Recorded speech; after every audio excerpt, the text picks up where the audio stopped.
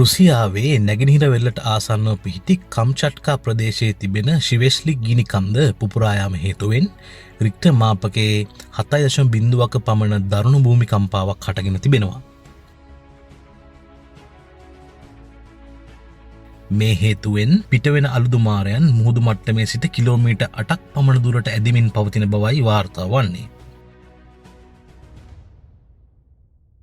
අලුවලාවන් සමග ලාවා පිටාර ගලමින් පවතින අතර මේ දක්වා කිසිදු සුනාමි අනතුරු ඇඟවීමක් නිකුත් කොට නොමැත.